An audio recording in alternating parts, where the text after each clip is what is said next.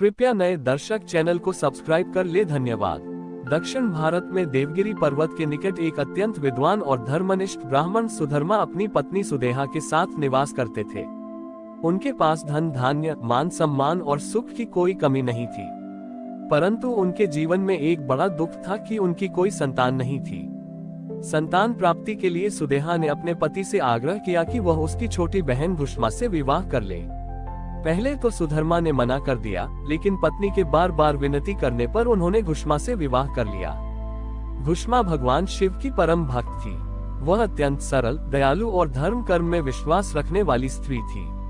सुदेहा ने घुष्मा को अपनी बहन के साथ साथ एक सौतन के रूप में भी स्वीकार किया था, लेकिन घुष्मा ने हमेशा सुदेहा को अपनी बड़ी बहन और माता के समान ही आदर दिया। घुष्मा का प्रतिदिन का एक विशेष नियम था। वह हर दिन सुबह स्नान करके मिट्टी के 101 पार्थिव शिवलिंग बनाती थी। पूरे विधि विधान से वह उन शिवलिंगों की पूजा अर्चना करती और अंत में पास के ही एक सरोवर में उन्हें विसर्जित कर देती थी। उसकी यह निष्काम और अटूट भक्ति भगवान शिव को अत्यंत प्रिय लगी। महादेव की कृपा से कुछ ही समय बाद घुष्मा ने एक अत्यंत सुंदर और तेजस्वी पुत्र को जन्म दिया। घर में खुशियों की लहर दौड़ गई। सुधर्मा भी अपने पुत्र को पाकर बहुत प्रसन्न थे। जैसे जैसे बच्चा बड़ा होने लगा, घर में घुष्मा का मान सम्मान भी बढ़ने लगा, परंतु ये सब देखकर सुदेहा के मन में धीरे धीरे ईर्ष्या का बीज पनपने लगा। जिस बहन को उसने खुद संतान के लिए बुलाया था, अब उसी का सुख सुदेहा की आंखों में खटकने लगा था। समय बीतता गया और घुष्मा का पुत्र युवा हो गया। उसका विवाह एक अत्यंत सुंदर और गुणवान कन्या से संपन्न हुआ। घर में बहू के आने से खुशियां और बढ़ गईं, लेकिन सुदेहा के भीतर की ईर्ष्या अब भयंकर द्वेष और घृणा में बदल चुकी थी। एक रात जब पूरा घर गहरी नींद में सो रहा था, सुदेहा के भीतर छिपे पाप ने उसे अंधा कर दिया। वह चुपके से अपने भतीजे के कक्ष में गई और सोते हुए उस निर्दोष युवक की हत्या कर दी। उसने उस शव को उठाया और उसी सरोवर में फेंक आई जहां घुष्मा प्रतिदिन अपने पार्थिव शिवलिंग विसर्जित किया करती थी। अगली सुबह जब घर के लोग उठे तो पुत्र की पत्नी ने बिस्तर पर रक्त देखा और हाहाकार मच गया। पूरा घर रोने बिलखने लगा। सुदेहा भी दिखावे के लिए छाती पीट पीट कर विलाप करने लगी। इतने भयानक दुख और क्रंदन के बीच भी घुष्मा का धैर्य नहीं टूटा।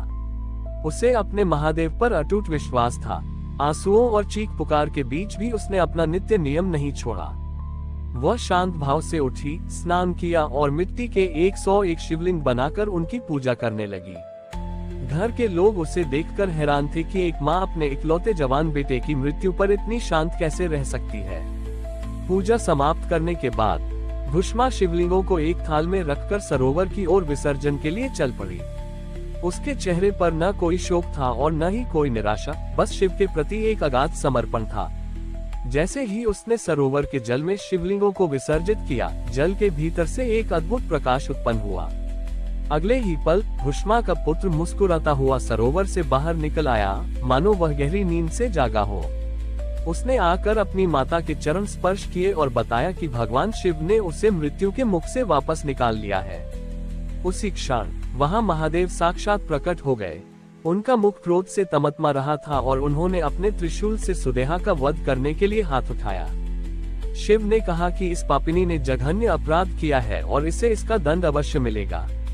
लेकिन घुष्मा तुरंत दौड़कर महादेव के चरणों में गिर पड़ी।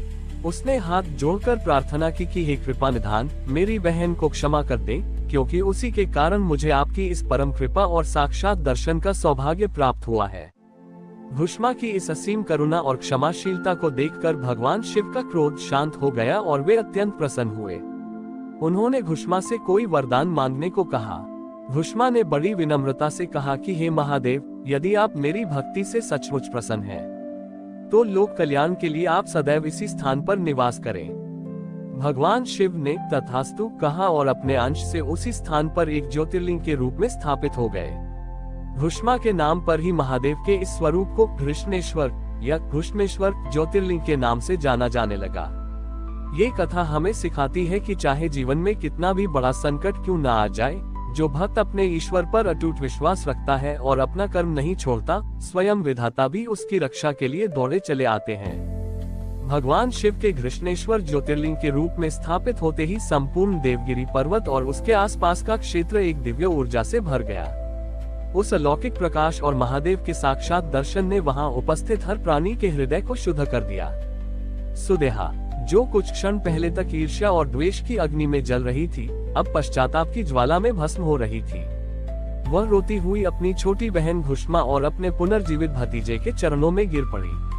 उसने अपने जघन्य पाप के लिए विलाप करते हुए कहा कि उसे मृत्युदंड से भी बड़ा दंड मिला है, क्योंकि जिस भतीजे को उसने मारना चाहा और जिस बहन को उसने असहनीय दुख देना चाहा, उसी ने शिव से प्रार्थना करके उसे जीवन दान दिलाया।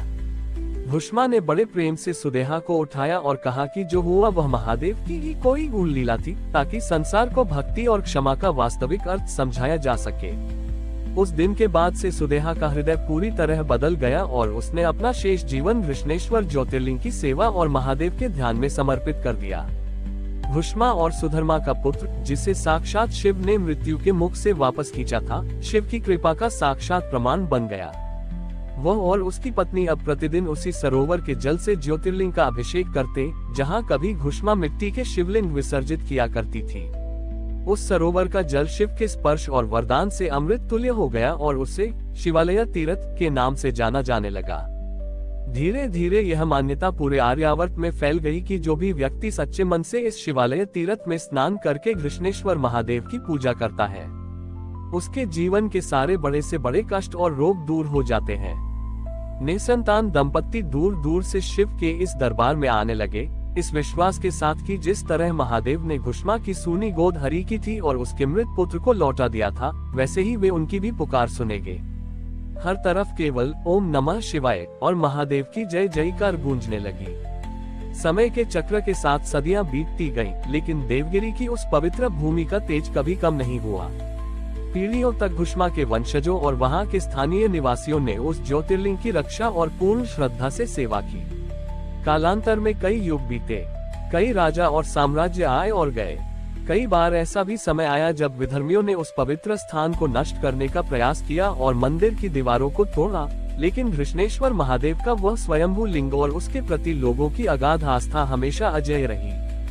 जब जब उस क्षेत्र पर अंधकार और निराशा के बादल छाए, तब तब भगवान शिव की प्रेरणा से किसी न किसी परम भक्त ने आगे आकर उस मंदिर का जीर्णोद्धार कराया और उसकी महिमा को पुनः शिखर पर स्थापित किया। आज भी 12 ज्योतिर्लिंगों की श्रृंखला में अंतिम और अत्यंत फलदायी ज्योतिर्लिंग के रूप में घृष्णेश्वर महादेव अपने भक्तों के कल्याण के लिए उसी स्थान पर विराजमान है।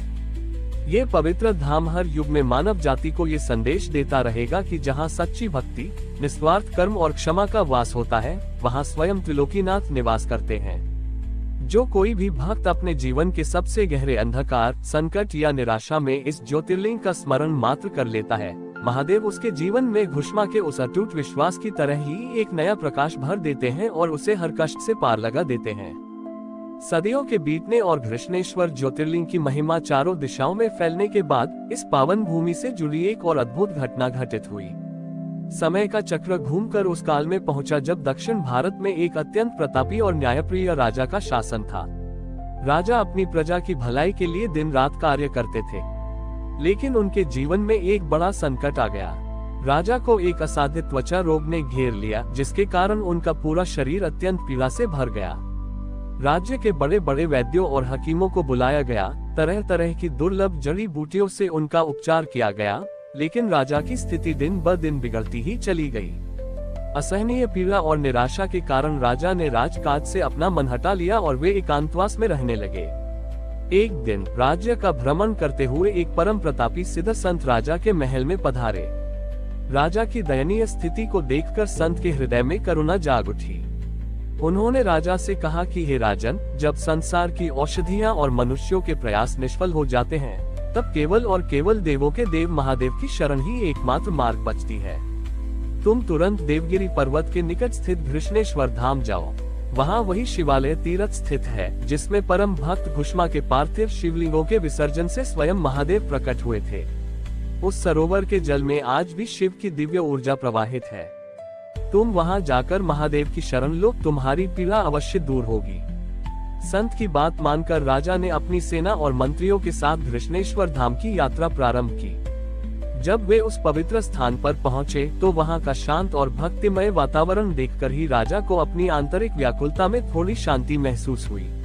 राजा ने पूरी श्रद्धा के साथ उस दिव्य शिवालय तीर्थ के जल को छुआ और महादेव का स्मरण करते हुए सरोवर में डुबकी लगाई। जैसे ही राजा ने जल से अपना सिर बाहर निकाला, एक अत्यंत विस्मयकारी चमत्कार हुआ। राजा के शरीर की सारी पीड़ा और वह असाध्य रोग क्षण भर में गायब हो चुका था। उनकी त्वचा पहले की भांति कंचन जैसी चमकने लगी थी। ये देखकर वहां उपस्थित सभी दरबारी, मंत्री और स्थानीय निवासी हर हर महादेव के जयकारे लगाने लगे। इस अलौकिक अनुभव से भाव विभोर होकर राजा की आंखों से अश्रुधारा बहने लगी। वे तुरंत घृष्णेश्वर ज्योतिर्लिंग के गर्भगृह में पहुंचे और महादेव के चरणों में साष्टांग दंडवत प्रणाम किया। राजा ने वहीं बैठकर यह संकल्प लिया कि वे अपनी इस नई देह और जीवन को महादेव की सेवा में समर्पित करेंगे।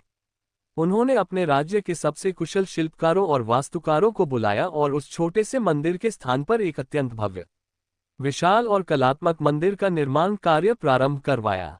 मंदिर की दीवारों पर घुष्मा की अनन्य भक्ति, सुदेहा के हृदय परिवर्तन और महादेव के घृष्णेश्वर स्वरूप की सुंदर कथाओं को पत्थरों पर जीवंत रूप से उकेरा गया।